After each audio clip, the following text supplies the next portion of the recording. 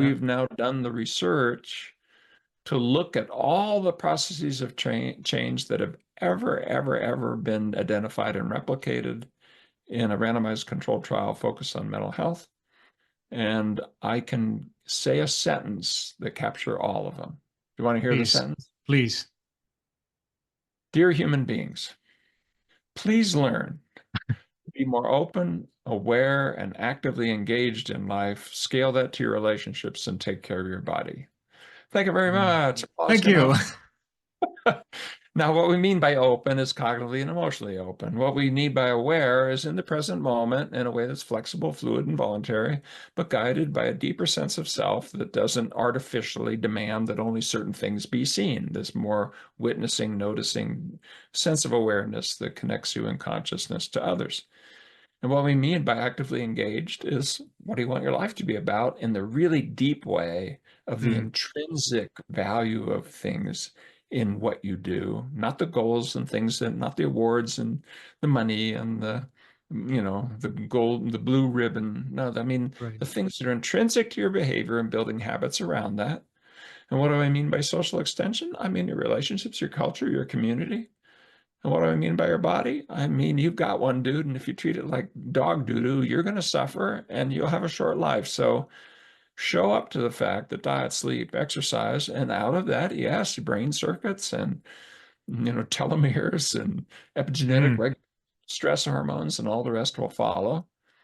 So that short sentence, and then you drop a pin and you say the end, period, Mm. is because there's not new things that will be discovered. But the new things are going to fit into a larger system of how do we learn to vary what we do, select the winners, Mm. tame them, and fit them to context across the psychological dimensions of attention, sense of self, emotion, cognition, motivation, overt behavior, but also across the dimensions of our social and cultural world and the dimensions of our biophysiological world. When you do all that, and when you're able to do it in a way that longitudinally within your life, and there we go to the new things we're coming up with. Mm. When you do that, you got the keys to the kingdom. And Right. that's an empirical fact. I think I can defend it. And so an expanded psychological flexibility model, expanded because we have to start talking now about emotional openness and so forth, not just acceptance, or about cognitive openness, not just our ACT term we call diffusion. Mm-hmm. Expand it, but you also need to expand it across levels.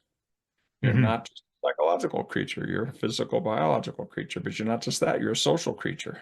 Mm. And so it has to be psychosocial, not just as a throwaway or a quick word you can say, but really seriously in terms of what you measure, target, and change.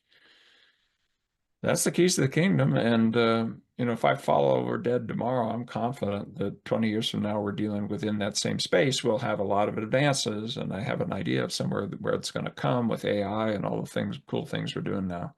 Mm. But we have learned a lot from 50 years of really in-depth science work. And it has nothing to do with what Big Pharma wants you to know, which is whether or not you have this disorder or that. It has almost nothing to do with that. Mm.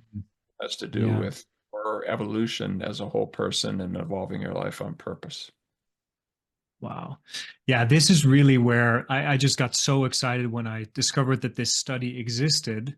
Because as a layperson, someone who's not a therapist, I was just interested in, what do we really know? What is sort of the summary of sort of the current state of what do we know about what makes people kind of better and function better and, flourish in life?